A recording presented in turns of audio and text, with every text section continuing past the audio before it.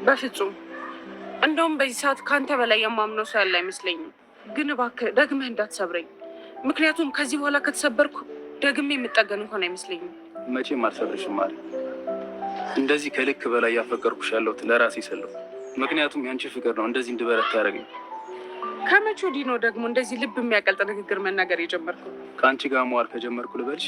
ቆይ እስከ ዛሬ ከማን ጋር ነበር የምትውለው? አሁን በዚህ ሰዓት የትይን ስም ማንሳት ተገቢ ነው?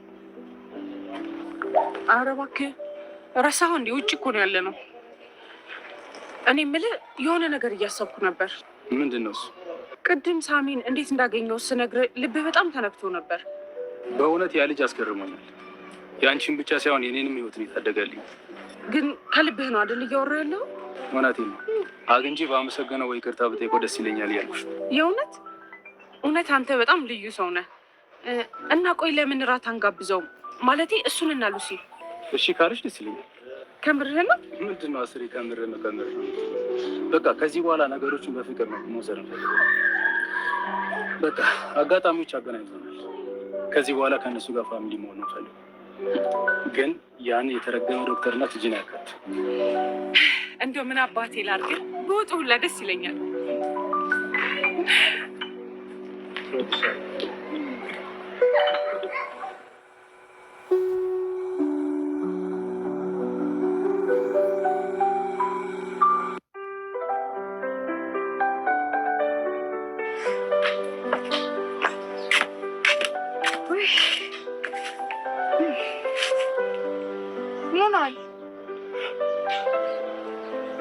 ያቺ ሰይጣን ምንም ሳታፍር እኮ በር ድረስ መጣች። ማ ቤዛ? አንቺ ደግሞ ያምሻል እንዴ? ቤዛ ሰይጣን ናት እንዴ? እና ታዲያ መቼም በዚህ ሰዓት መላክ ልትሆን አትችልም። ሱራፌልና ዶክተሩን መጉዳት እንደምትፈልግ አውቃለሁ። ለዛም ደግሞ እኔ ሀሳብ አለኝ ላግዝ ትለኛለች። ማታፍር። እናንተ ምን አልካት? ወይ በጣም ጥሩ ሀሳብ ነው። እንደዛ እንድላል ነበር የፈለግሽው? ሲጀመር ሁሉንም ነገር መክሮ የላካት ያ ተውሳክ ነበር። ማ ዶክተሩ? እሱማ ሁለተኛው ነው። ቁጥር አንዱ ተውሳክ ነው እንጂ። በቃ ከሱራፌል አናት መውረድ አቃታ አይደል? እኔ የምልሽ ሳሮ ምንድን ነው የነገረች? አንድ ነገር ላይ በጣም ችክ ማለት ስለምትወድ በጣም እንደምትጠላ። ሉሲ ቆይ ከኔ የምትደብቂው ነገር አለ እንዴ? እሷ እኮ የሆነ ነገር ልትነግረኝ እንደፈለገች ታስታውቅ ነበር። ምንም አላለችኝም። በቃ ሻኝቻት ተመለስኩ። በእርግጥ ምን ሁለታችሁ ፍቅር ላይ ናችሁ ወይ ስትለኝ እና አንቺ ምን አልሻት? አንተ ምን ብለህ ደስ ይልሃል? አንቺን እኮ ነው የጠየቀችሽ አይደል? መልሽልኛ። እኔ ደግሞ አንተን ብጠይቅስ? ለነገሩ እውነቱን ነው የነገርኳት። ምንድን ነው እውነቱ? እኔ እንጃ። ቆይ ግን እውነቱ ምንድን ነው እንዴ? ቆይ እኔ እናንተ የቱ ጋር ነን ያለ ነው? እዚህ ጋር ነና በረንዳ ላይ ቁጭ ብለን። ወይኔ ሉሲ፣ ኮከብ ሰገጤ ፍቅሬ እንደዚህ ልሰቃይ? ማን ነው ኮከብ ሰገጤ? አንቺ? እኔ የምልህ አሁን እኮ እግሬን በጣም ተሽሎኛል።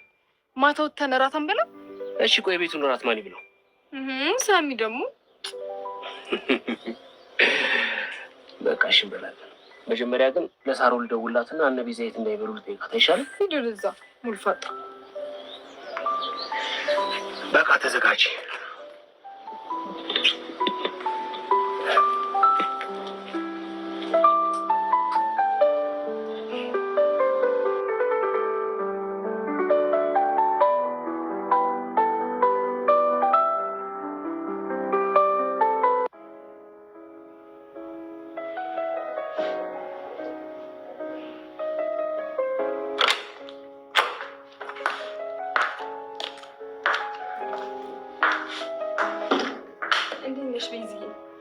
እንዴት ነሽ ሳራ?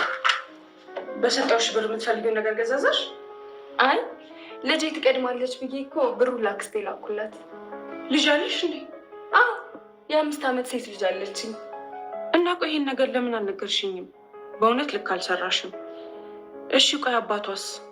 ይቅርታ ግን የማይሆን ነገር ካነሳው አለ ያው አለ ብለን ብናልፈው ይሻላል። ይገባኛል ሳሮን፣ አንቺ በጣም ጠንካራ እናት ነሽ። ልጅሽን ለማኖር ስትይ ምንም እየሆንሽ ነው። ለማንኛውም በኋላ ተጨማሪ ገንዘብ ሰጥሽና ለራስሽ የምትፈልጊውን ነገር ትገዛዣለሽ።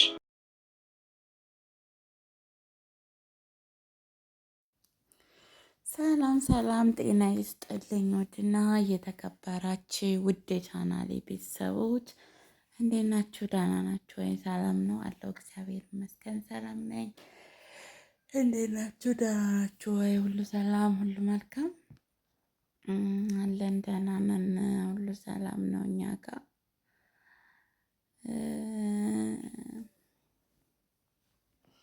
ዛሬ ይዤላችሁ የመጣሁት እንግዲህ ቤዛ ድራማ ክፍል 37 ነው ማለት ነው። እንግዲህ አንዳንድ እያልን ክፍል 37 ደርሰናል ማለት ነው። ክፍል 37 ደግሞ የሚያምር እየሆነ እንመቷል ማለት ነው። ድራማው ያው አሪፍ ነው፣ ተንኮል የበዛበት ቢሆንም እንግዲህ ተንኮላቸውን እያሴሩ ይቀጥላሉ። ግን ይሄ የክፋት መጨረሻው እንደማያምር እያያችሁ ነው። ቲጂም ጎዳና ወጥታለች ማለት ነው። በቃ ያነ ሮቤል ነው ማን ነው የተባለ ሰውዬ ዶክተሩም በቃ ምንም ቢያረግ ምንም አይሳካለትም፣ እንትን አይልለትም። በእውነት በመጨረሻ ንጹህ ሰው ነው እኮ የሚያሸንፈው። ያው እኛ እየመሰልን ለጊዜው ስንጎዳ ለጊዜው የሆነ ነገር ስንሆን በቃ ይሰማናን እንጂ በእውነት የሚያሸንፈው ሁል ጊዜም ንጹህ ሰው ነው ማለት ነው። እና እያሸነፈች ያለችው ቤዛ ናት። ያው ቢሆንም ባይሆንም ግን አሁንም ተንኮል ላይ ናት ማለት ነው። ባሏ ራሱ በመታረቃቸውና ጸባዩን በመመለሱ እውነተኛ ሰው በመሆኑ ልክ እውነተኛ አፍቃሪ በመሆኑ ደስ ብሎን ነበር። ግን ተንኮል እያሴረ እንዳለ ያስታውቃል። ምክንያቱም ሆቴሉን በስሜ አዙሪልኝ ምናምን አባባሉ እና ከአንዳንድ ወሬው የተረዳሁት ቤዛን ድጋሚ እንደሚከዳት ነው ብዬ ነው የማስበው ማለት ነው። ምክንያቱም ሱራፌል ሁሉንም ለእኔ ተይው ምናምን እያላት ነው ያለው። እንደዛ አድርጎ እንዳይከዳት ብዬ ነው የማስበው። ሳሚ ደግሞ ለቤዛ ያለው ፍቅር ግን የእውነት ይመስለኛል ማለት ነው። ምክንያቱም በቃ ያን ቢለው ይህን ቢለው በቃ ቤዛን ከመጠበቅና ቤዛን ከመንከባከብ ምንም አልተቆጠበም ማለት ነው። አሁን ሳሮንን እዛ ቤት ያስገባት እንግዲህ እንድጠብቅለት ነው፣ እሷን እንድትንከባከባት ነው እና ከክፉ ነገር እንድጠብቅለት ነው። ግን ይሄን የተረዳው ሰው የለም። ሁሉም ኪላ ቤዛም ሳሮንም እንትናምቺ ማናት ስሟ መጀመሪያ ያስገብታት የነበረችው ማነው እሷም ማለት ነው። በቃ ብቻ እኔ ምን ብዬ ልንገራችሁ፣ ሁሉም በተንኮል እየተከበበ ነው። ግን ደግሞ ከገቡ በኋላ እሱን ስለሚወዱት ሳሚን ስለሚወዱት ስራቸውን ይዘነጋሉ ማለት ነው።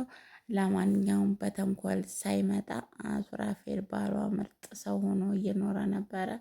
ጸባዩን ሳይቀይር አሁንም ምርጥ ህይወት እንደሚያሳልፉ ተስፋ አደርጋለሁ። በሌላ ቪዲዮ ቀጣይ ክፍል ይዤላችሁ እስከምመጣ ባይ ባይ።